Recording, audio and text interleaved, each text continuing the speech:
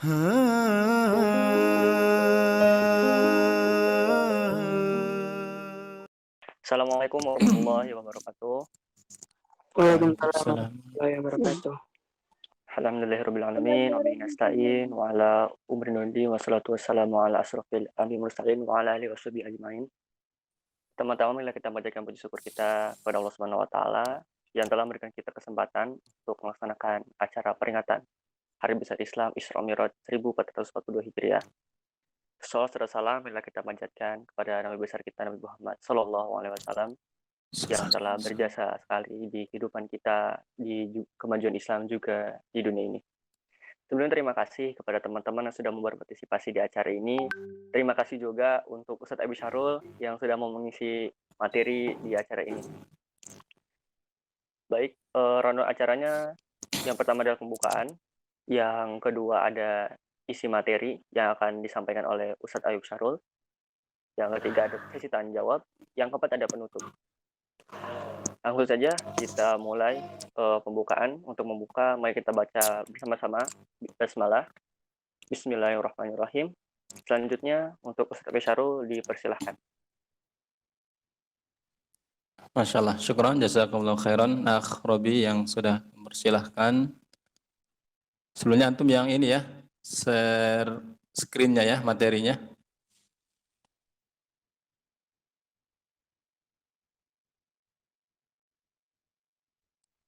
Sudah muncul, Ustaz? Ya, itu. Ya. Sebelum dimulai, mohon untuk yang peserta akhwat dimatikan saja videonya ya. Kita mulai. Bismillahirrahmanirrahim. Assalamualaikum warahmatullahi wabarakatuh. Waalaikumsalam warahmatullahi wabarakatuh. Alhamdulillah, alhamdulillahi wahdah, wassalatu wassalamu ala man la nabiyya ba'dah, wala hawla wala quwata illa billahil aliyyil azim. Allahumma salli ala nabiyyina Muhammad sallallahu alaihi wasallam wa ala alihi wa ashabihi wa man saru ala nahjihi ila mamaril ayyam, amma ba'd.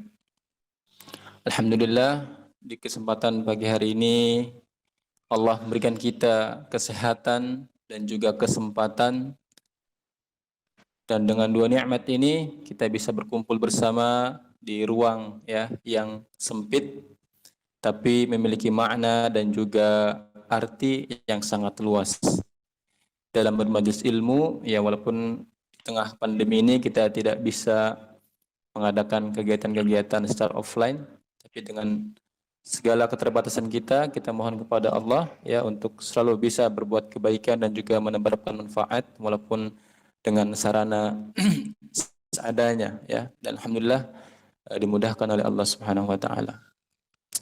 Sebelumnya mungkin perkenalan terlebih dahulu ya, karena mungkin sebagian teman-teman di sini belum tahu ya, biar nanti kita bisa silaturahim mungkin ya, bisa bertatap muka ya dengan Ustaz.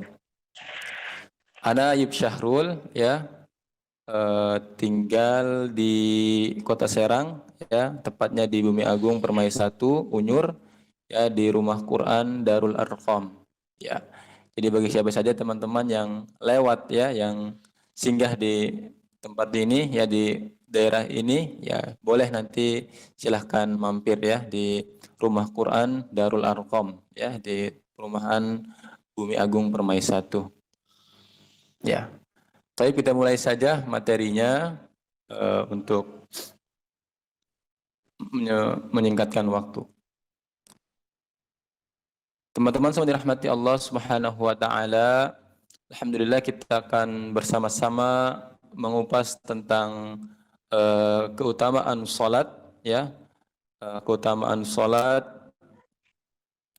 tentang ya bagaimana mengingat keutamaan salat dari peristiwa Isra Mi'raj ya. Tapi sebelum berbicara tentang salat itu sendiri ya, bahwasanya Isra Mi'raj adalah peristiwa yang sangat agung sekali ya, yang dialami oleh Rasul kita Muhammad sallallahu alaihi wasallam, di mana peristiwa Isra Mi'raj adalah peristiwa ya yang sangat dahsyat, yang sangat menggemparkan ya umat termasuk ya kalangan kafir Quraisy di waktu itu ya. Yang tadinya muslim ya yang sudah beriman kepada Rasulullah ya bisa menjadi murtad setelah kejadian Isra Mi'raj. Yang tadinya orang tersebut belum beriman kepada Allah dan Rasulnya ya menjadi beriman ya. Yang tadinya kufur yang mengingkari Islam semakin bertambah kekufurannya kepada Allah dan Rasulnya, kecuali orang-orang yang beriman yang hatinya bersih ya Allah malah tambahkan keimanan dan kekuatan di dalam hati mereka, seperti sahabat Abu Bakar As-Siddiq radhiyallahu anhu. Ada hal yang perlu kita pahami bersama-sama di sini tentang kejadian Isra Mi'raj ya. Hadis yang sangat panjang yang diriwayatkan oleh Anas bin Malik ya, diriwayatkan oleh Imam Muslim ya, hadisnya sahih dan riwayatnya adalah mutawatir ya, mutawatir hadisnya. Jadi tentang Isra Mi'raj ini adalah riwayatnya sahih atau benar yang langsung disampaikan oleh Rasulullah. Ya, dan perlu kita ketahui bahwasannya jika suatu hadis itu riwayatnya mutawatir, berarti itu tingkat kesahihan hadisnya itu sangat tinggi. Tidak dipertanyakan lagi kebenarannya, sudah pasti benar ya riwayat hadis tersebut. Ya, bahwasanya kita hal-hal yang harus kita pahami tentang masalah Isra Mi'raj ya, bahwasanya dalam Ahlus Sunnah wal Jamaah ya, bahwasanya Rasulullah adalah seorang nabi ya yang terakhir yang diisrakan oleh Allah ya dari Makkah ke Baitul Maqdis ya, dan diisrakan dan dimi'rajkan, dinaikkan ke langit yang ketujuh ya atau Sidratul Muntaha dengan ruh dan jasadnya ya. Jadi Rasulullah itu diisrakan dan dimi'rajkan oleh Allah dengan ruh dan jasadnya, bukan ruhnya saja atau bukan jasadnya saja ya, tapi kedua-duanya ya, dan juga dalam keadaan sadar ya, dalam keadaan sadar, dan melewati dari ya langit pertama, kedua, ketiga sampai ke langit yang ketujuh ya, ke Sidratul Muntaha ya. Dan beliau dalam melakukan perjalanan Isra Mi'raj melihat juga surga, melihat juga neraka ya, dan juga melihat para malaikat dan mendengar langsung pembicaraannya ya dengan Allah langsung ya, dan bertemu para nabi-nabi ya yang beliau jumpai dari langit ke-1 sampai ke langit ke-6 dan ke-7. Ya, dan dari peristiwa ini ya beliau mendapat ya amanah dan perintah salat ya yang sehari semalam kita laksanakan bersama, yaitu salat 5 waktu. Teman-teman semua dirahmati Allah Subhanahu wa taala, itulah hal yang pertama yang harus kita ketahui ya tentang perkara Isra dan Mi'raj ya, agar kita paham bersama ya dan juga tidak keliru ya tentang pemahaman tentang akidah Ahlussunnah wal Jamaah tentang kejadian Isra dan Mi'raj ya. Karena hari ini banyak juga ya orang-orang kafir Quraisy modern ya, orang-orang kafir Quraisy modern ya yang masih belum beriman ya, yang masih belum percaya akan kejadian Isra dan Mi'raj ya. Mereka ini biasanya dari kalangan orang-orang ya liberal ya, orang-orang liberal, orang-orang sekuler ya, dan orang-orang komunis yang berpemahaman sesat dan menyimpang. Ikhwan dirahmati Allah Subhanahu wa taala ya. Berbicara tentang salat ya adalah berbicara tentang keagungan atau kemuliaan seorang muslim itu sendiri ya. Karena salat adalah cerminan ya dan juga identitasnya sebagai seorang muslim ya. Dan ini dijadikan oleh Rasulullah sebagai pembeda ya, apakah di ya. Mungkin kalau kita lihat dalam kehidupan sehari-hari ya di luar sana, ketika di mall di mana kan kita melihat ya bahkan seorang muslimah pun belum memakai hijab misalkan. Kita tidak bisa membedakan hari ini dia muslim atau bukan ya, muslimah atau bukan ya kan, dari cara berpakaiannya sama ya kan, cara tutur katanya sama ya kan, dan juga cara yang lain-lainnya juga sama. Maka ada hal yang sangat mendasar yang bisa dibedakan apakah dia seorang muslim atau bukan ya, selain identitas pakaian mungkin ya, yaitu dengan salat ya. Maka Rasulullah mengatakan al-ahdu bainana wa bainahum ya, perbedaan antara kita dengan orang-orang non muslim dengan orang-orang kafir adalah as-shalah ya. Wa man taraka as-shalah faqad kafar ya, dan barang siapa yang meninggalkan salat maka sungguh dia telah kufur kepada Allah dan Rasulnya. Ya, itulah hal yang mendasar ya tentang salat. Ya. Dan seorang muslim hendaknya selalu menjadikan salat sebagai kebutuhan, ya, sebagai kebutuhan. Ya, bukan dijadikan sebagai hanya sekedar menggugurkan kewajiban. Ya.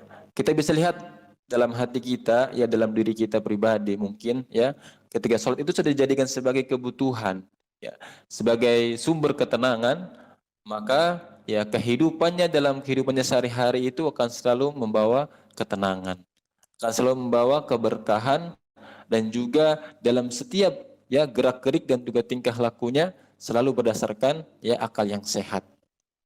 Ya. Tapi orang-orang yang sekedar menjadikan sholat, sekedar menggugurkan kewajiban, ya, maka ketika melaksanakan sholat tidak ada rasa ya ikhlas, rasa khusyuk, ya, bahkan yang muncul hanyalah rasa keterpaksaan, ya, rasa keterpaksaan, ya, yang dia rasakan ketika hendak melaksanakan sholat. Ya. Ketika bagaimana Rasulullah ya begitu lelah ya, begitu capek ya mengurusi dan juga memimpin umat ini ya ketika di zamannya ya, Rasulullah sebagai pemimpin juga, Rasulullah sebagai khalifah ya, sebagai pemimpin dan juga sebagai pemersatu umat di kala itu ya, dan semua Rasulullah itu emban sendiri ya karena beliau masih hidup ya, karena pusing dan capek lelahnya semua perkara-perkara tersebut ya, termasuk perkara keluarganya ya. Tapi ada satu hal yang Rasulullah ya bisa menjadi tenang ya akan segala pikiran-pikiran tersebut, yaitu ya ketika Rasulullah mengatakan kepada Bilal ya bin Rabah radhiyallahu anhu, ya Bilal, arihni bis shalah, ya, wahai Bilal, istirahatkan hatiku dengan salat. Istirahat dari apa? Ya istirahat dari ya dunia, ya istirahat dari pemikiran-pemikiran capaian-capaian dunia. Ya kita terlalu capek hari ini ya memikirkan tentang bagaimana masa depan kita, ya kan? Bagaimana setelah saya lulus SMA ini ya, mau kuliah di mana? Ya apakah saya mau kerja? Apakah saya mau bantu orang tua ya? Atau apalah ya? Tentu banyak pikiran-pikiran ya yang dapat membuat kita lelah ya, membuat hati kita juga capek ya akan hal-hal tersebut. Ya, belum lagi sekarang kita ya di tengah pandemi ini banyak sekali tugas-tugas ya yang harus kita selesaikan, ya kan? Ya, belajar online ya kan, dan juga tugas-tugas sangat menumpuk ya kan? Ya, kebanyakan deadline mendekati deadline baru dikerjakan ya. Kalau yang ini apa namanya?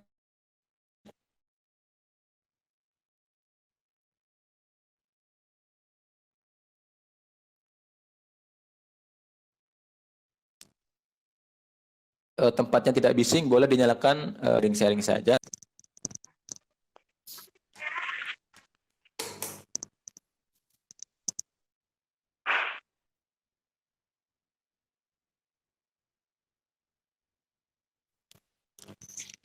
Taib ya. Masuk ke hal yang pertama, yaitu tentang keutamaan salat ya. Salat adalah sebagai rukun Islam yang kedua setelah syahadat ya. Dan ini adalah urutan selanjutnya ya yang dilakukan oleh seorang yang masuk Islam setelah ia mengikrarkan syahadat ya, yaitu melaksanakan salat. Ya, sebagaimana dalam hadis disebutkan ya, di situ bisa dilihat bahwasanya Rasulullah bersabda, Bunyal Islamu ala khamsin. Ya. Islam itu ya dibangun atas 5 perkara. Ya, yang pertama syahadatu alla ilaha illallah. Ya. Bahwasanya bersaksi tidak ada Tuhan selain Allah. Artinya ya dalam ibadahnya, dalam kesehariannya ya dia tidak mensekutukan Allah, dia tidak juga berbuat syirik ya kepada Allah Subhanahu wa taala, dan tidak menjadikan suatu hal ya atau apapun ya yang dijadikan sebagai tandingan untuk Allah. Ya, syahadatu alla ilaha illallah wa anna Muhammadar Rasulullah, ya, dan bersaksi bahwasanya Rasulullah Muhammad adalah utusannya Allah. Wa iqamis shalah, mendirikan salat. Ya, inilah rukun Islam yang kedua. Wa itaiz zakah, menunaikan zakat. Wal hajju, ya, dan ibadah haji. Wa shaumi Ramadan, ya, dan berpuasa di bulan suci Ramadan. Alhamdulillah kita sudah masuk, ya, hari ini tanggal 6 Sya'ban. Ya, kurang lebih sekitar 24 sampai 23 hari lagi, ya, kita akan memasuki tamu yang sangat agung, yaitu bulan suci Ramadan. Ya, maka di kesempatan hari ini, ya, di kesempatan yang mulia ini, ya, kami mengingatkan secara pribadi, ya, untuk Ustadz khususnya, ya, untuk umumnya untuk teman-teman semua, untuk selalu menjaga, ya, ketakwaan dan keimanan kita kepada Allah, dan selalu meningkatkan ibadah-ibadah kita kepada Allah. Terutama, ya, tilawatul Qur'annya, ya, sekarang mulai diperkuat, diperkencang lagi, ya, tilawah Qur'annya, ya, yang biasanya sehari hanya 1 halaman, 2 halaman, ditingkatkan kembali, ya. 1 hari sekarang setengah juz atau, ya, 5 halaman atau 10 halaman, ya. Nah, ketika masuk bulan suci Ramadan, kita tidak kaget, ya, karena targetnya, ya, 1 hari itu di bulan suci Ramadan satu juz, ya, dan kita bisa menyelesaikannya dalam 30 hari, ya, 30 juz. Ya, salat adalah rukun Islam yang kedua, ya. Dan ini adalah hal yang sangat mendasar dan sangat penting, ya, yang harus dipahami oleh seorang muslim, ya, tentang kedudukan salat sebagai rukun Islam yang kedua, ya. Rukun adalah sesuatu hal yang harus ada, ya, dalam diri seorang muslim, ya. Maka kalau dia mengaku muslim, ya, tapi tidak sholat, ya kan, ya, maka rukun Islamnya dipertanyakan, ya. Atau bahkan seorang muslim, ya, yang mengaku muslim, ya, bahkan sama sekali tidak melaksanakan sholat 5 waktu, ya, maka dipertanyakan tentang rukun Islamnya, ya. Atau bahkan hari ini banyak sekali orang-orang Islam, ya, bukan hanya, ya, meninggalkan sholat 5 waktu, ya, tapi juga dia tidak melaksanakan sholat-sholat seperti sholat Jumat, ya, dan juga sholat bahkan, ya, bisa melaksanakan sholat-sholat sunnah. Yang kedua, sholat adalah, ya, sholat sebagai tiang agama, ya. Dan ini hal yang sangat mendasar, ya, yang harus diketahui oleh seorang muslim, ya, bahwasanya salat adalah tiang agama. As-salatu imaduddin, ya, salat adalah tiangnya agama, ya. Hadis ini diriwayatkan oleh Imam Tirmizi dan beliau mengatakannya hadis sahih, ya. Jika diibaratkan salat itu seperti bangunan, ya kan, bangunan rumah, ya, dan di rumah tersebut ada tiang-tiangnya, ya kan. Nah, maka ketika tiang ini keropos, ya, atau tiang ini rusak, tiang ini termakan rayap, ya, padahal, ya, rumah ini, bangunan ini sangat indah, sangat bagus ketika dilihat dari luar. Masya Allah, rumahnya bagus ini kan. Tapi tidak tahu bahwasanya tiang-tiang rumah tersebut, pondasi-pondasi rumah tersebut itu sudah keropos, ya, yang tidak bisa bertahan lama, ya kan. Maka ketika seorang, ya kan, melaksanakan amalan-amalan ibadah lainnya, ya, memperbagus sholatnya, memperbanyak sedekahnya, ya, memperbanyak amalan-amalan baiknya yang lainnya, ya, tetapi menyepelekan sholatnya, maka diibaratkan dia ini sedang membangun rumah yang bagus, yang indah, tetapi, ya, tanpa dibangun juga tiang yang kokoh dan kuat, ya.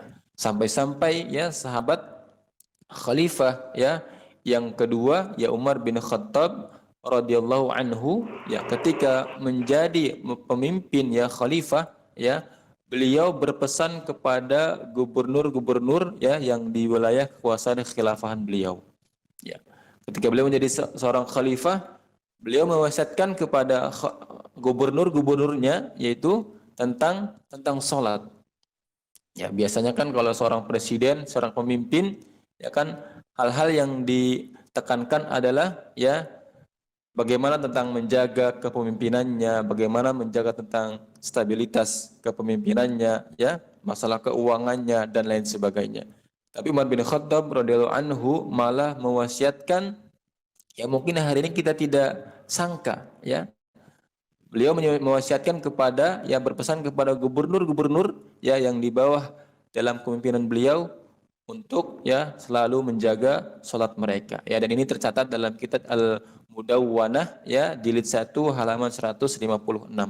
Beliau mengatakan, inna ahamma umurikum indi as-shalah. Sungguh perkara yang sangat penting ya. Perkara kalian ya, urusan-urusan kalian yang penting menurut saya itu bukan urusan agama, bukan urusan masalah negara, bukan urusan masalah keuangan negara, bukan. Ya, tapi urusan kalian yang menurut saya paling penting menurut saya adalah salat kalian. Ya.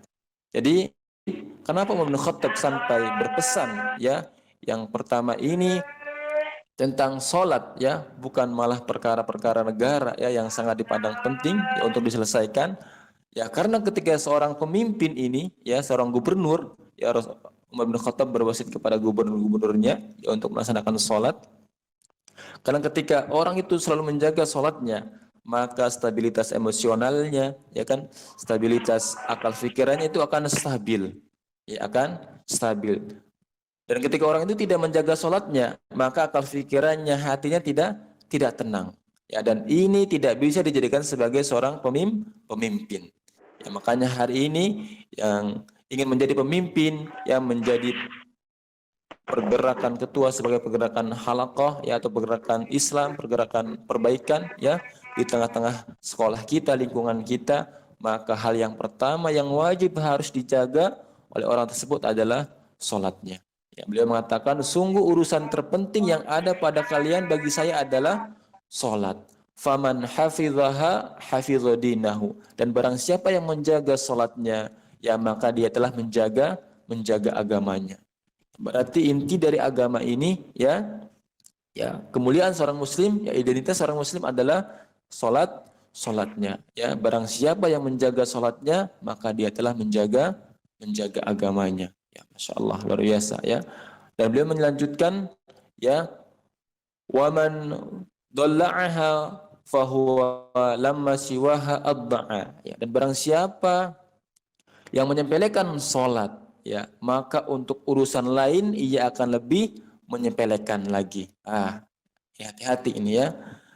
Orang biasa yang suka bermudah-mudahan dalam berurusan ya, dalam sebuah urusan, dalam sebuah amanah ya, pekerjaan ya, biasanya ini ya indikasinya, cirinya ya, dia ini menyepelekan sholatnya. Ya, maka hati-hati ya, untuk urusan yang sangat besar saja ya, urusan yang sangat-sangat agung saja kita masih menyepelekan ya, bagaimana lagi dengan urusan-urusan yang kecil ya. Urusan kita dengan Allah saja kita tidak mampu melaksanakannya dengan baik, bagaimana urusan kita dengan manusia. Ya kan? Akhirnya apa? Ya kan? Salat kita berantakan, tidak tepat waktu, ya kan? Timbulnya akan ya, akal pikiran ini akan pusing, ya, gundah, gelisah. Akhirnya apa? Ada tugas, ya kan? Telat dikerjakannya. Nanti sajalah, ya kan?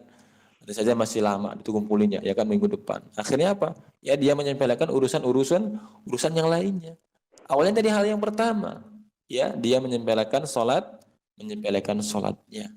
Maka hati-hati ya, untuk kita semuanya, agar jangan sampai kita menyepelekan sholat kita. Ya, karena itu muaranya ya akan menyepelekan seluruh urusan-urusan kita yang lainnya.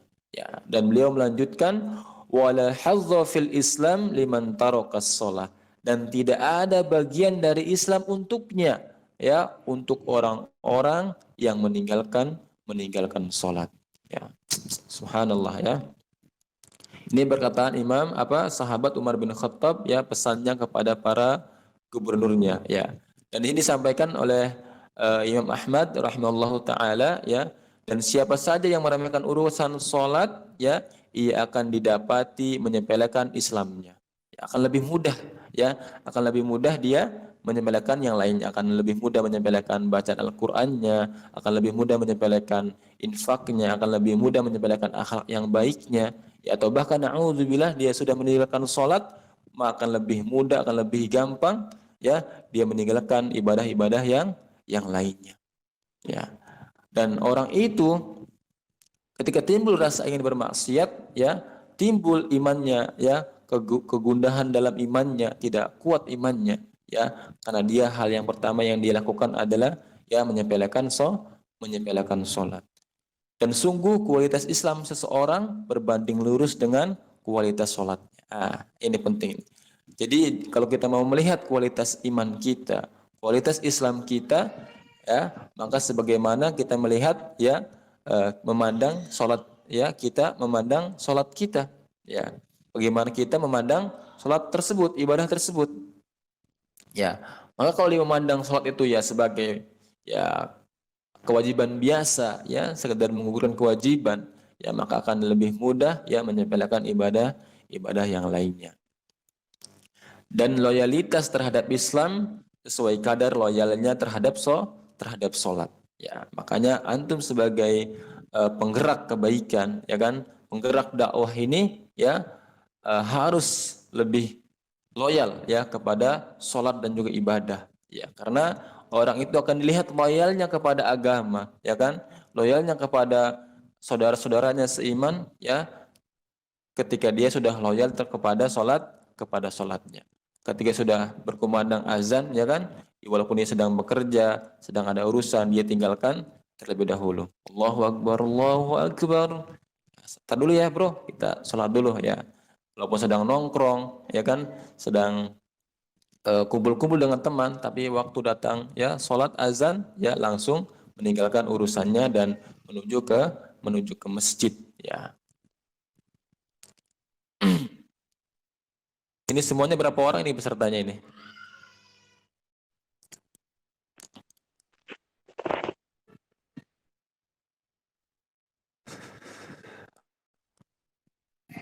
Ya, kita lanjutkan ya. Banyak ya? Lumayan lah, Ustaz, lumayan. Ya, alhamdulillah. Nah, itu tentang urutan yang kedua ya, bahwasanya seorang itu dilihat ya kualitas imannya, kualitas Islamnya, ya, sebagaimana dia memandang ya sholatnya. Ya, maka semakin dia perhatian terhadap sholatnya, maka dia ya mencirikan juga bahwasanya dia ini adalah sangat perhatian kepada Islamnya, ya, dan juga perkara-perkara yang lainnya. Ya. Yang ketiga, ya, Allah mensyariatkan sholat ini ya tanpa perantara langsung, ya, tanpa perantara yang lainnya, ya. Artinya apa? Rasulullah langsung dipanggil oleh Allah ke Sidratul Muntaha, ya kan, untuk menurunkan perintah tentang kewajiban sholat 5 waktu, ya kan. Kalau ibadah-ibadah yang lainnya itu hanya ya disampaikan melalui malaikat Jibril, ya kan, perantaranya, dan langsung diturunkan melalui Al-Quran. Ya, tapi sholat ya langsung ya diperintahkan kepada Rasulullah, tidak melalui malaikat Jibril, dan Allah langsung berbicara ya dengan Rasulullah, ya kan. Antum masih ingat tentang kisah ya bagaimana Rasulullah dalam berisra mi'raj, ya, ketika pertamanya kan sholat itu bukan 5 waktu, ya. Coba di sini ada yang tahu nggak nih? Saya tanya ya. Berapa jumlah ya rakaat sholat yang pertama sekali Allah perintahkan kepada Nabi Muhammad ya sallallahu alaihi wasallam? Coba ada yang bisa jawab nggak? Jumlah ya kan sekarang 5 rakaat ya. Tapi yang pertama sekali Allah ya memerintahkan kepada Rasulullah Muhammad sallallahu alaihi wasallam itu berapa rakaat sholatnya? Ada yang bisa jawab?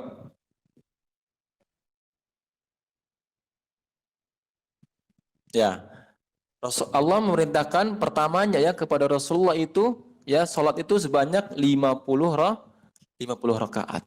Ya, bayangkan 50 rakaat. Ya, dan ketika Rasulullah turun ya ke langit yang ke-6 bertemu dengan Musa ya alaihi salam, ya, beliau menanyakan kepada Nabi kita Muhammad sallallahu alaihi wasallam, wahai Muhammad, ya, apa yang kau dapati dari Tuhanmu, dari Allah?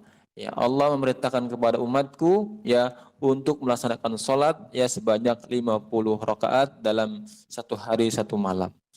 Ya, Nabi Musa mengatakan, ya sungguh umatmu tidak akan mampu untuk melaksanakannya. Ya, sebagaimana saya dahulu ya membimbing Bani Israel ya dalam beribadah kepada Allah. Ya. Terus Nabi Musa meminta kepada Nabi Muhammad untuk kembali kepada Allah agar diringankan jumlah rakaat salatnya. Ya, jadilah sekarang ya salatnya jumlahnya itu sebanyak 5 kali dalam sehari, 5 kali dalam sehari semalam. Tadinya 50 kali ya dalam sehari semalam, bukan 50 rakaat ya, 50 kali dalam sehari semalam ya, sekarang hanya 5 kali saja ya dalam sehari semalam. Bisa dibayangkan mungkin ya kalau kita ya, 50 kali dalam sehari semalam ya, waktu kita habis hanya untuk ibadah ya. Dan Rasulullah begitu sangat penyayang kepada umatnya, kepada kita ya, sampai beliau langsung ya memohon kepada Allah ya, walaupun sangat malu mohon keringanan kepada Allah ya tentang jumlah ya banyaknya sholat yang diperintahkan yang pertama, yaitu sebanyak ya 50 kali sholat dalam sehari semalam ya. Beda dengan ibadah yang lainnya ya kan, kalau zakat langsung ya perantaranya dengan malaikat Jibril ya, wa aqimus shalah wa atuz zakah ya kan, tunaikanlah zakat ya kan, dan juga bersedekahlah, kutiba alaikumusiyam ya, diwajibkan kepada orang-orang beriman untuk berpuasa ya, perantaranya melalui malaikat Jibril ya, dengan Al-Qur'annya ya. Yang keempat, amalan yang pertama yang akan dihisab di hadapan Allah adalah salat ya. Nah, ini amalan yang pertama ya, ketika kita nanti menghadap Allah ya, bukan tentang ya sedekah kita. Ya, nanti kita menghadap Allah, yang akan ditanya kepada kita bukan tentang ya zakat kita, ya puasa kita, ya atau haji kita atau umrah kita, bukan. Ya, Allah akan menanyakan kepada kita, hal yang paling pertama ditanyakan adalah tentang ya salat kita. Kita akan dihisab pertama sekali adalah tentang salat. Rasulullah mengatakan, inna awwala ma yuhasabu bihil abdu yaumal qiyamah ya, sesungguhnya amal hamba yang pertama kali akan dihisab ya yaumal qiyamah, pada hari kiamat ya, min amalihi salatuhu ya, yaitu salatnya. Fa in salaha laha, dan apabila salatnya baik, dia akan mendapatkan keberuntungan dan keselamatan ya. Wa in fasadat faqad khaba wa khasar ya, dan barang siapa salatnya rusak, dia akan menyesal dan merugi. Subhanallah. Terus beliau melanjutkan dalam hadisnya, jika ada yang kurang dari salat wajibnya, Allah tabarakallahu ta'ala mengatakan, lihatlah apakah ada pada hamba tersebut memiliki amalan salat sunnah, ya, maka salat sunnah tersebut akan menyempurnakan salat wajibnya yang kurang, begitu juga amalan yang lainnya seperti itu. Ya. Di sini mengatakan dalam hadis Rasulullah bersabda, ya, amalan yang pertama akan dihisab adalah salat kita. Ya, maka harus bagi kita memperhatikan tentang perkara salat ini, memperhatikan tentang wajib salatnya, wajib salat, ya kan, syarat sah salat, ya rukun-rukun salat, ya kan, apa saja yang membatalkan salat, dan harus diperhatikan tentang salat tersebut, ya. Dan sangat merupakan kekurangan yang sangat besar ya, atau aib ya pada diri seorang muslim ya, kalau dia tidak mengetahui ilmu tentang salat. Ya, ulama mengatakan orang Islam itu atau muslim akan ditanya nanti di hadapan Allah apabila tidak faham tentang ilmu-ilmu yang sifatnya darurat. Ya, Allah akan menghisab ya seorang ya apabila dia tidak mengetahui tentang ilmu-ilmu yang sifatnya darurat. Artinya apa? Ilmu-ilmu yang sifatnya kebutuhan yang harus dia gunakan dalam kehidupan sehari-hari. Ya, ilmu tentang sholat, ilmu tentang wudu, ilmu tentang dalam berkeluarga, ilmu tentang jual beli, ya kan, ilmu tentang muamalah, ya kan, tentang akhlak dan adab yang baik dalam kehidupan sehari-hari. Ini adalah kebutuhan-kebutuhan dasar ilmu yang harus dimiliki oleh seorang muslim. Ya, maka nanti akan ditanya di hadapan Allah, ya kalau di antara kita hari ini na'udzubillah ya tidak mengetahui tentang ilmu tentang salat, ya. Coba ya, apa saja yang harus dilakukan ketika seorang itu lupa dalam rakaatnya misalkan. Ya, enggak tahu Ustaz. Ya, hati-hati ya. Maka nanti akan dihisab di hadapan Allah. Ya, kita tidak tahu tentang apa saja rukun-rukun salat. Ya, apa saja rukun-rukun salat. Mohon maaf ya, Ustaz ingin mengatakan bahwasanya masih banyak yang Ustaz lihat ketika salat berjamaah di masjid, ya, kesalahan-kesalahan yang dilakukan oleh seorang ya dalam salatnya. Contohnya saja ya, dalam hal yang pertama takbiratul ihram. Ya, masih banyak orang yang salah dalam melakukan takbiratul ihramnya. Ada yang takbiratul ihramnya begini, ya kan? Allah. Nah, ada yang juga begini, ya. Jauh kan? Ya, ada juga yang mengangkat terus diputer-puter, ya kan? Nah, ini dipertanyakan nanti di hadapan Allah. Kita tidak mengetahui tentang perkara salat saja, ya. Maka dalam hadis disebutkan dalam kitab Bulughul Maram, Rasulullah ketika mengangkat ya takbiratul ihram itu tangannya sejajar dengan telinga, ya, atau sejajar dengan bahu. Ya, ada dua ya. Begini ya atau begini. Ya. Jangan begini ya, begini ya, apalagi sampai diputar-putar. Ya. Seperti itu. Ketika rukunya masih banyak Ustaz lihat ya, orang Islam masih banyak salah dalam melakukan rukuknya, ya kan? Ada yang rukuknya, saya contohkan ya, ketika ruku tangannya pegang ini, ya kan? Ada yang sampai ke bawah lutut, sampai ya kan ke pertengahan betis, ya, macam-macam lah. Ya, ini menunjukkan bahwasanya tentang awamnya hari ini orang Islam dalam memahami ilmu tentang sholat. Ya, makanya hati-hati ya. Ya, kenapa? Ini di saya nggak ada gambar Ustadz nih. Di kamera. Oh, nggak ada. Ustadznya. Nah. Ada ya? Oh ya, soal. Ya, Atau nggak ingetin ya tadi ya, qadarullah.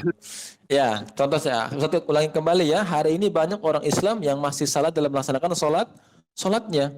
Contoh ya, takbiratul ihramnya. Ya, ada yang bertakbir, ya kan, di atas kepala Allah, nah, ya kan. Ya, terus ada yang bertakbir ihram sampai melebar ke sini, ya kan. Ya, ada yang takbir ihram di bawah ini, di bawah ini ya, sampai begini, terlalu ke bawah begini misalkan. Ada yang begitu. Ya, macam-macam pokoknya, ya. Ya. Dalam hadis disebutkan dalam kitab Bulughul Maram, ya kan, sifat salat Nabi itu ketika takbiratul ihram itu sejajar dengan telinga, ya, atau dengan pundak. Ya. Dan tidak sampai ya memutar-mutarkan tangannya. Ada yang hari ini sholat, ya kan, Allah. Ya, ketika ruku juga masih banyak yang salah. Ketika sujud, ya subhanallah. Ya, hari ini berapa banyak orang Islam yang sholat, ya, mungkin sholatnya tidak diterima. Maka wajarlah Rasulullah bersabda dalam hadisnya, ada orang Islam, ya, orang Muslim yang beriman kepada Allah yang umurnya 60 tahun, tapi tidak ada satu rakaat sholat pun yang diterima dari sholatnya. Ya, subhanallah. Bayangkan umurnya 60 tahun tidak ada satu rakaat sholat pun yang diterima. Tidak ada satu takbiratul ihramnya pun yang diterima. Ya, apalagi tentang bacaan sholatnya. Ya. Maka harus seorang muslim menguasai ilmu-ilmu yang sifatnya yang darurat, yaitu kebutuhan ya dalam kehidupan sehari-hari. Ya. Teman-teman semua dirahmati Allah Subhanahu wa taala. Ya. Ini sangat banyak materinya, cuma keterbatasan waktu kita sesampainya sajalah materi sampai di mana ya. Ya, di sini yang selanjutnya yaitu yang kelima, akhir dari wasiat Rasulullah ya kepada kita, kepada umatnya, ya, itu adalah perkara tentang sholat. Ya. Sebagaimana disampaikan oleh Ummul Mukminin, ya, Ummu Salamah radhiyallahu anha, beliau mengatakan, kana min akhiri wasiyati Rasulillah sallallahu alaihi wasallam. Ya. Beliau mengatakan, Ummu Salamah, di antara akhir dari wasiat Nabi ketika menjelang wafatnya adalah tentang sholat. Beliau bersabda, as-shalah wa ma malakat aimanukum. Jagalah salat kalian dan budak-budak kalian. Ya. Bagaimana Rasulullah di sini Ketika hendak wafat pun ya yang diperhatikan atau yang diwasiatkan bukan ya tentang perkara-perkara yang lainnya ya, kecuali tentang perkara salat. Coba hari ini ya, ketika orang sudah usianya sudah 60 tahun, 70 tahun ya kan, apa yang diwasiatkan kepada anak-anaknya kira-kira menurut antum? Dia punya tanah banyak, punya uang banyak ya kan, apa yang diwasiatkan kira-kira? Ya, harta warisan ya kan. Si fulan dibagi segini ya kan. Ya, hal yang pertama yang diwasiatkan adalah tentang harta warisan. Ya. Harusnya seorang muslim ya kan seperti Rasulullah mewasiatkan kepada anak keturunannya, umatnya ya tentang ya untuk menjaga salat. Ya, as-shalah ya, jagalah salat kalian kata Rasulullah ya. Jagalah salat kalian. Yang keenam ya, nanti di akhir zaman ya atau menjelang hari kiamat nanti seluruh ibadah ya itu akan dicabut atau diangkat oleh Allah.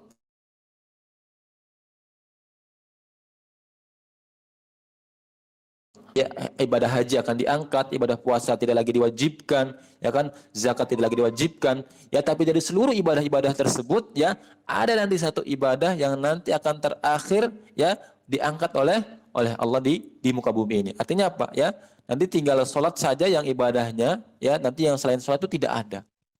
Ya, beliau mengatakan dalam hadisnya, ya. Awwalu ma yarfa'u minan nasi al-amanah wa akhiru ma yabqa min dinihim as-shalah. Ya, beliau mengatakan yang pertama kali diangkat dari diri manusia adalah amanat. Dan yang terakhir tersisa adalah salat. Ya. Adalah salatnya. Maka ini ya nanti Al-Qur'an akan diangkat oleh Allah ya. Nanti di akhir zaman tidak ada ya Al-Qur'an yang bentuknya mushaf ya akan hilang semuanya ya. Itu akan menjelang ketika bumi ini akan kiamat. Ya. Dan yang berikutnya Allah menyebutkan salat sebagai ciri ya ataupun awal pertama amalan orang yang beruntung. Ya, hanya Allah menyebutkan ya orang-orang itu beruntung ketika melaksanakan salat. Ya, coba dibuka semuanya surat Al-Mu'minun ya. Yang ada Al-Qur'an, yang pegang Al-Qur'an, coba dibuka surat Al-Mu'minunnya ya. Allah berfirman, A'udzu billahi minasy syaithanir rajim. Bismillahirrahmanirrahim. Qad aflahal mu'minun alladzina hum fi salatihim khashi'un. Ya, qad aflahal mu'minun. Sungguhnya beruntunglah orang-orang yang beriman. Siapa mereka orang yang beriman yang beruntung itu? Ya, mereka adalah alladzina hum fi salatihim khashi'un. Ya, itu orang-orang yang khusyuk dalam salatnya. Ya, maka beruntung dia sudah beriman ya, akan tapi lebih beruntung lagi ya dia sudah melaksanakan salat dan ditambah ya salatnya sempurna ya dengan khusyuan yang sangat tinggi ya dan fokus ketika dia beribadah ya kepada Allah Subhanahu wa taala. Ya. Maka ini tidak ada ciri amalan ya selain salat ketika ya untuk orang-orang yang beriman ya dan dia akan beruntung ya yaitu kecuali salat. Ya. Dan yang berikutnya Allah menyebut salat itu sebagai iman. Ya. Allah menyebutkan salat itu sebagai iman. Ya, Allah berfirman dalam surat Al-Baqarah ayat 143. Ya, di situ dikatakan Allah berfirman, "Wa ma kana Allahu liyudhi'a imanakum." Ya. Innallaha bin-nasi laraufur rahim. Dan Allah tidak akan menyia-nyiakan iman kalian. Sungguh Allah Maha Pengasih, Maha Penyayang kepada manusia. Ya, para ulama tafsir mengatakan ya menerangkan makna iman di sini, ya kan? Pada ayat ini adalah yang dimaksud dengan iman di sini adalah salat. Ya, salat yang dikerjakan sebelum terjadinya pemindahan kiblat. Ya, dari Baitul Maqdis ke Ka'bah. Sebagian disebutkan oleh ya hadis riwayat Tirmizi ya dari Ibnu Abbas radhiyallahu anhu. Ya, beliau mengatakan saat Nabi Shallallahu alaihi wasallam mengalihkan kiblat ke arah Ka'bah, para sahabat bertanya, "Bagaimana dengan saudara-saudara kami yang telah meninggal ya Rasulullah?" Sementara mereka salat menghadap Baitul Maqdis. Maka turunlah ayat, "Wa ma kana Allahu liyudhi'a imanakum." Ya, dan Allah tidak menyanyiakan imanmu, atau Allah tidak menyanyiakan salatmu, atau Allah tidak menghilangkan pahala salat mereka yang sudah meninggal, ya, yang setelah mereka meninggal salatnya arah kiblatnya berubah ke Ka'bah. Ya, Imam Al-Qurtubi mengatakan pada ayat ini salat disebut dengan iman karena ibadah ini mencakup niat ibadah hati, ibadah lisan, dan ibadah anggota badan. Ya, Masya Allah. Jadi kenapa sholat itu disebut dengan iman? Ya, karena sholat tersebut ya mencakup tentang pengertian iman. Iman pengertiannya adalah ya al-i'tiqadu bil lisan, ya kan? Al-qalbi lisan.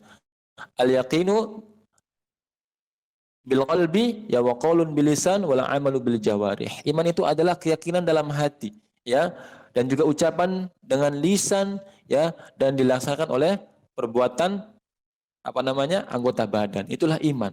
Dan sudah ada semuanya dalam sholat. Sebelum sholat kita berniat, ya kan? Terus dengan lisan kita juga melaksanakannya, ya. Kita membaca Al-Quran, kita membaca doa dan zikir-zikir dalam sholat, dan juga dalam gerakan ya tubuh kita ketika melaksanakan sholat. Ya, Masya Allah. Yang berikutnya, ya, Allah mewajibkan sholat ya pada setiap keadaan. Ya, pada setiap keadaan Allah mewajibkan sholat. Fattaqullaha mastata'tum. Bertakwalah kepada Allah dengan semampu kalian. Ketika seorang orang itu sakit, ya, tidak bisa melaksanakan sholat dengan berdiri, maka dia bisa sholat dengan sambil duduk, ya kan? Kalau dia tidak bisa mampu dengan duduk sholatnya, maka boleh dengan berbaring. Ya, jadi tidak ada alasan orang sakit itu untuk meninggalkan sholat.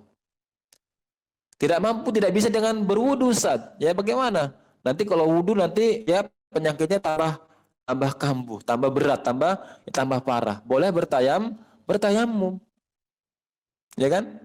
Orang safar berpergian kemana, ke Bandung, misalnya ke Jakarta, ya kan, ke Bogor, ya antum misalkan berpergian, boleh ya antum menjamak sholatnya dan mengqashar sholatnya. Ya, ada jamak takhir dan jamak takdim.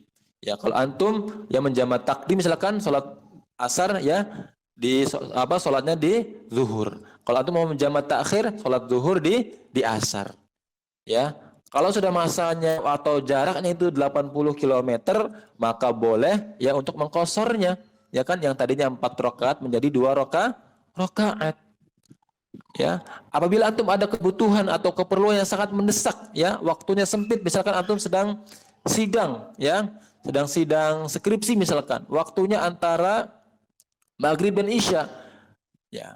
Nanti ini kalau saya sidang ini waktu maghrib ini akan habis, nggak keburu nih.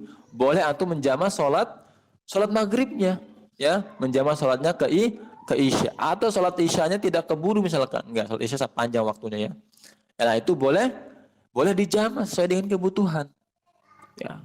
Jadi Masya Allah, ya, Allah ini tidak menggugurkan kewajiban sholat, ya, walaupun ya dalam keadaan ya apapun. Ya, beda dengan ibadah yang lainnya, ya kan, zakat tidak bisa bebankan kepada seorang muslim kalau tidak memiliki harta yang sampai senisabnya, ya. Allah tidak mewajibkan haji kepada setiap seorang muslim kecuali hanya yang mampu. Ya, tapi beda dengan perkara sholat. Mau dia sakit, mau dia sudah tua renta, tetap harus sholat. Ya, harus sholat. Ya, maka ini hal yang sangat besar, ya, yang harus diperhatikan oleh seorang muslim tentang perkara sholatnya. Oleh karena itu, Ustadz mengajak kepada diri Ustadz pribadi khususnya, yang umumnya kepada antum, untuk selalu menjaga sholat kita, ya, karena sholat adalah bukti, ya, dan juga ciri khas dari keimanan kita dan keislaman kita. ya. Kalau kita semakin loyal kepada Islam, ya semakin loyal kepada sholat kita, maka kita akan semakin loyal kepada Islam. Ya kalau kita memperhatikan sholat kita, ya menunaikan sholat tersebut dengan sebaik-baik mungkin, maka Allah akan yang memudahkan semua urusan kita. Ya, tapi kebalikannya, ya kalau dari kita na'udzubillah yang menyepelekan sholat, ya kan, menyampingkan sholat, maka tunggulah kerugian, ya dan juga kebinasaan yang akan ya dialami oleh orang tersebut. Ya, mungkin udah waktunya habis ya, udah 50 menit lebih ya. Ini masih banyak materinya ini ya. Kalau mau berbicara tentang keutamaan sholat ini sangat banyak sekali ya, mungkin bisa puluhan ini ya. Di saat ada materinya ini sangat banyak sekali, sekitar 20-an ini ada ini ya. Cuma karena waktu yang membatasi ya, mungkin kita insya Allah bisa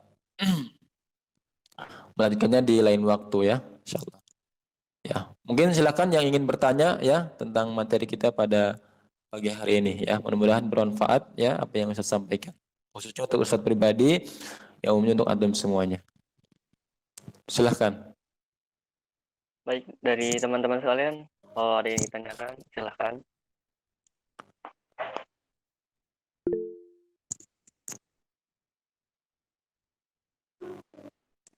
Oke, ada itu Ustaz dari Kak Fatal. Lewat chatnya. Afwan Ustaz, kalau kita dulu pernah meninggalkan sholat banyak banget, lalu kita mau taubat, bagaimana cara mengganti sholatnya Ustaz? Oh, iya, Masya Allah. Bagus pertanyaannya ya. Dulu saat saya ya waktu masa jahiliyah ya, belum paham gitu kan tentang keagungan tentang sholat ini dan hukuman apa yang akan diberikan untuk orang yang meninggalkannya ya. Saya dulu ya pernah meninggalkan sholat 5 waktu ya, pernah bolong-bolong ya. Lantas bagaimana kita ingin ya mengganti sholat tersebut ya, atau ya apa namanya bisa bertobat dan diampuni ya dosa saya yang lalu. Ya. Maka di sini ulama berbeda pendapat ya, berbeda pendapat tentang bagaimana hukumnya ya orang itu dulu meninggalkan sholat dan ingin bertaubat. Ya, apakah dia harus mengganti sholat tersebut ya dengan mengqadha'nya? Apakah hanya cukup dengan ya taubat saja kepada Allah Subhanahu wa taala? Ya. Ada perbedaan pendapat ya. Pertama yaitu bahwasannya dia tidak perlu mengganti atau mengqadha sholat-sholatnya yang dulu pernah ditinggalkan.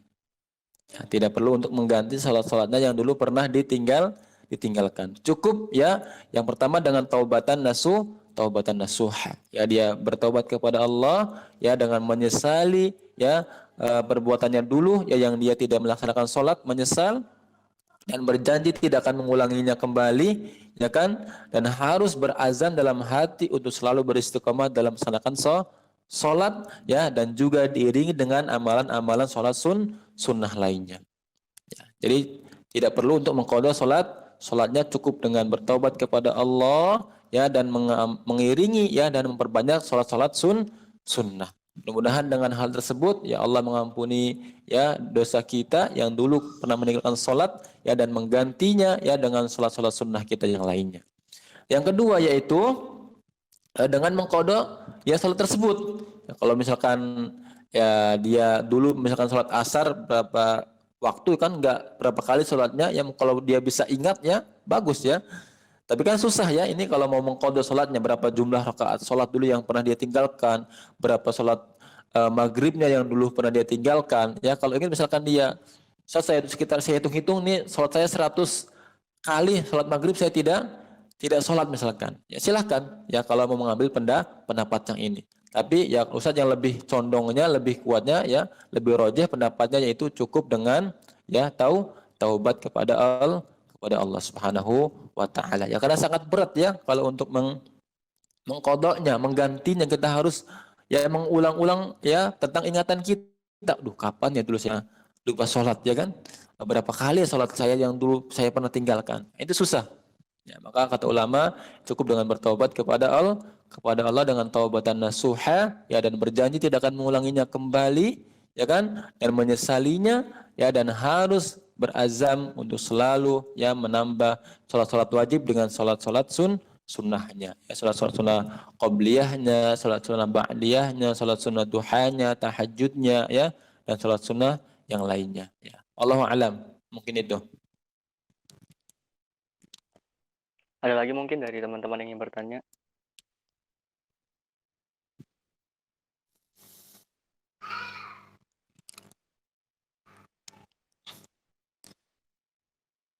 Atau mungkin dari Ustadz yang memberikan pertanyaan. Biar ada door prize kan, ada hadiah menarik di acara ini. Apa nih? Oh iya, berapa ini hadiahnya tuh? Untuk berapa orang pemenang ini? Minimal 2, Ustadz. Oh, Pertanyaan 2 ya. Tadi sudah tuh yang 50 rakaat tadi. Oh iya, Masya Allah. Cuman sepi yang jawabnya. Sepi ya. Ustaz di rumah nih banyak ini apa namanya mushaf ya, Al-Quran kecil ya, Al-Quran saku sangat bagus mungkin untuk antum ya. Nanti siapa yang bisa menjawab ya, nanti Ustaz akan hadiahkan buat antum ya Al-Quran ini. Ya nanti bisa diambil ke sini atau nanti dikirimkan ya lewat kantor pos. Makasih banyak nih Ustaz. Ada banyak sih Al-Quran ya, sangat Al-Quran hafalan ada, Al-Quran terjemah ya, yang kecil itu ya, Masya Allah bagus. Atau yang dari panitia mungkin yang ingin apa namanya membuat pertanyaan kepada para peserta. Apa dari Ustadz langsung? Boleh dari Ustadz langsung apa-apa. Ya, tentang ini aja Bar ya, tentang materi yang kita sampaikan ya. Tadi, ya. Ya, Masya Allah.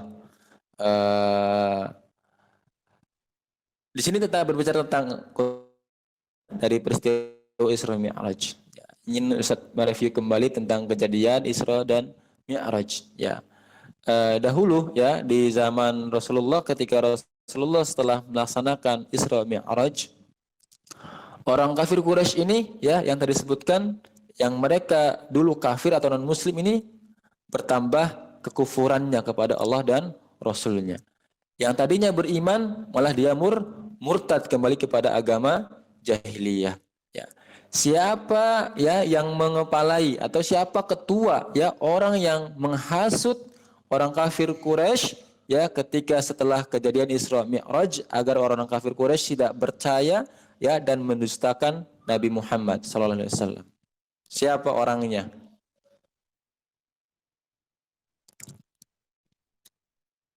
Ya kalau dari umat Islam kan Abu Bakar As-Siddiq ya.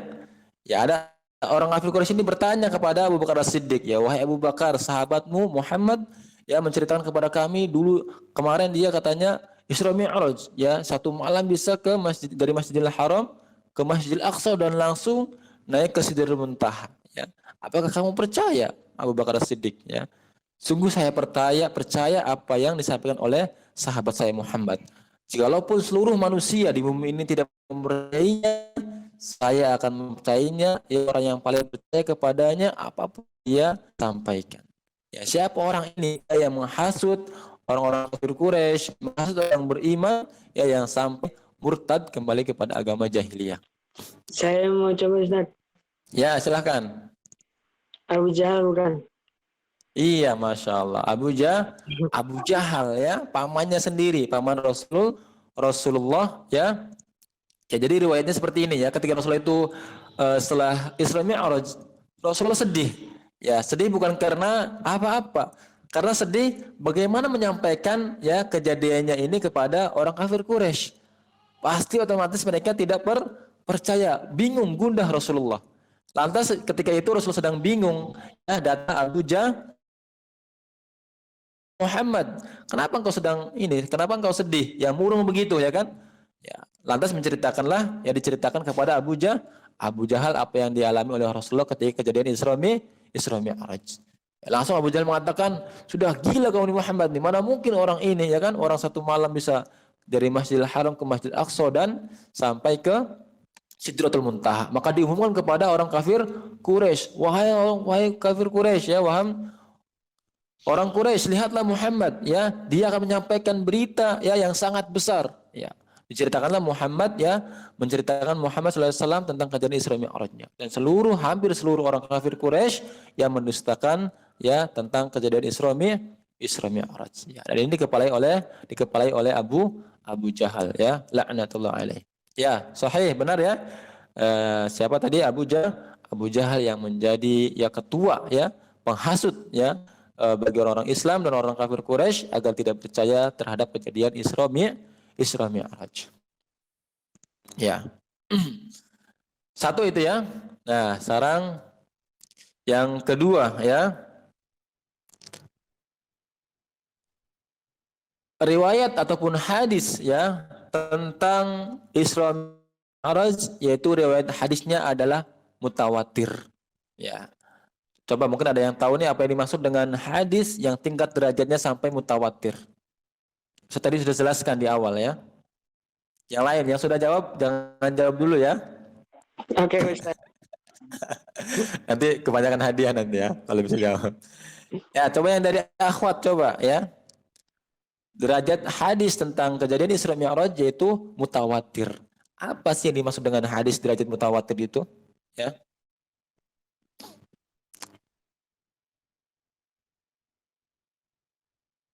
Saya Ustadz, Ya, silakan. Rizky ya. hadis yang kebenarannya sudah sangat sahih, benar gitu. Hadis yang Kebenarannya sangat sahih. ya kebenarannya sama-sama benar itu sahih ya. Ya, tingkat kesahihannya itu atau kebenarannya tidak dipertanyakan lagi. Ya, tidak dipertanyakan lagi ya. Betul ya, tidak dipertanyakan lagi. Jadi sudah mutawatir, sudah enggak itu sudah mutawatir itu. Ya, jadi kalau ada orang yang ingin mengganti Al-Qur'an atau yang mengatakan Al-Qur'an itu ada yang salah, nah, dia ini sudah mengingkari hadis riwayat yang benar atau riwayat yang mutawatir. Yang disebutkan dalam ilmu hadis ya, perawi dalam hadis yang tingkatan hadis yang mutawatir itu minimal jumlah perawinya 40. Berapa? 40. Ya, jadi sangat tidak mungkin para perawi-perawi ini yang minimalnya 40 orang ini akan mendustakan ya tentang berita tersebut. Ya kan? Contoh nih ya, Ustadz atau antum di sekolah nih kan, ada kejadian ya, si A dan si B berantem ya kan, misalkan si A dan si B ya berantem di lapangan basket misalkan. Lantas berita ini ya keluar ya sampai ke kelas-kelas ya kan, ada yang sampai ke kelas 1A misalkan ya kan, atau ke 10A misalkan. Si fulan, si A dan si B berantem di lapangan basket, menyebar ke seluruh sekolah. Pertanyaannya, apakah mungkin ada orang yang mengatakan atau yang mengingkari ya, tidak percaya ya kesahihan tentang kebenaran tentang kejadian tersebut? Apabila seluruh sekolah sudah mengetahuinya, mungkin kalau ada orang yang mengatakan enggak, bukan di lapangan basket tapi di kantin. Kira-kira diterima nggak hujahnya, dalilnya? Tidak. Karena orang sudah melihat langsung kan, sudah sepakat. Tadi dia si A dan si B ini berantem. Semua orang melihatnya ya. Bahkan beritanya sampai menyebar ke sekolah, dalam sekolah, ke seluruh kelas, bahkan ke seluruh guru. Ya. Nah, jadi itu contoh kecilnya ya. Hadis tentang riwayatnya tingkatannya mutawatir, yaitu tidak mungkin saya ditolak tentang kesahihan hadis tersebut karena saking banyaknya perawi ya yang meriwayatkan hadis tersebut ya, apalagi termasuk dalam hadisnya itu tentang hadis riwayat tentang Isra dan Mi'raj. Ya, barakallahu fikum ya. Benar. Rizky Febianti. Barakallahu fikum. Ada apa tambah lagi pertanyaannya? Udah kayaknya Ustaz, 2 aja. Ya, atau pertanyaan yang lain silakan, tidak apa-apa ya, tentang materi ya, atau di luar materi juga nggak apa-apa ya. Saya mau nanya. Ya, antum silakan. Yang tentang itu Ustaz, wasiat Rasul itu kan jagalah sholat. Makna dari yang menjaga budak-budak itu apa Ustaz? Oh, menjaga budak ya. Iya. Dulu memang di zaman Rasulullah ya, dan masih di zaman tahun 90-an ya, di Saudi itu masih ada budak ya. Budak ini atau dalam sebutnya ya aiman ya, dalam bahasa Arabnya aiman ya. Maksudnya jagalah sholat dan jagalah budak kalian ya, karena budak ini adalah ya amanah ya, budak ini adalah amanah ya. Karena kenapa amanah ya? Karena budak ini bisa mencerminkan ya majikannya. Ya, karena kan budak juga ya punya hak ya dan kewajiban yang harus diberikan oleh majikannya. Nah, makanya hak-haknya budak ini kan diberikan upah, ya kan, diberikan makan, diberikan tempat tinggal, ya kan. Nah, ini maksudnya hak-hak budak yang harus ditunaikan oleh majikannya. Makanya Rasulullah menasihatkan, jagalah sholat ya, dan jagalah budak kalian. Ya, karena budak ini adalah suatu amanah ya, yang kalau seorang muslim mempunyai budak, ya kan. Bahkan kalau budaknya itu perempuan, ya di zaman dahulu itu ya boleh dikumpuli ya, atau bisa berkumpul dengan ya majikannya ya. Seperti itu ya, Allahu a'lam bishawab. Jadi maksudnya di sini adalah untuk menjaga budak ya, artinya budak itu juga adalah suatu amanah ya yang dimiliki ya oleh majikannya. Ya, kalau budaknya ini melakukan dosa misalkan ya, atau berbuat maksiat, berbuat dusta, mencuri, merampok, maka akan disalahkan ini siapa? Majikannya, ya pemiliknya, ya pemilik dari budak tersebut. Makanya Rasulullah mengatakan jagalah ya budak kalian. Ya, tingkatannya sholat dulu baru budak kalian. Jadi seperti itu ya. Allah a'lam bishawab.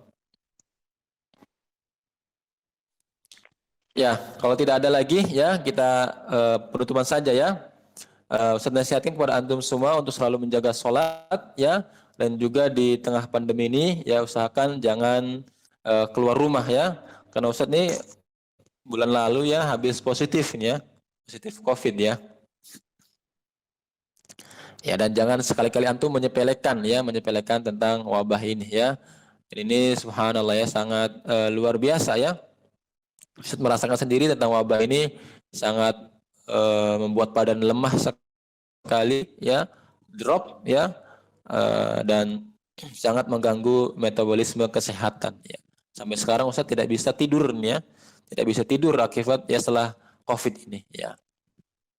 Ya, dan misalkan nanti kalau antum ada waktu ya, kita bisa silaturahim ya, bisa berkumpul ya. Kalau ada waktu antum bisa ke rumah Ustaz ya, ke rumah Quran ya, tentang kalau bisa bersinergi bersama ya kan, tentang Al-Quran ya kan, tentang kajian-kajian atau yang lain sebagainya ya. Kalau antum butuh Al-Quran ya boleh datang ke sini ya, silahkan saja ya.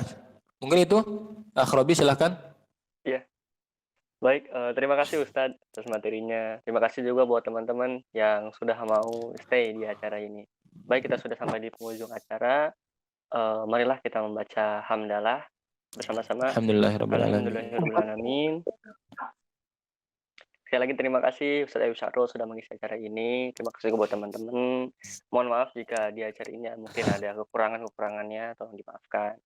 Sekian dari saya, jika selebihnya ada kesalahan mau dimaafkan. Wassalamualaikum warahmatullahi wabarakatuh. Waalaikumsalam warahmatullahi wabarakatuh.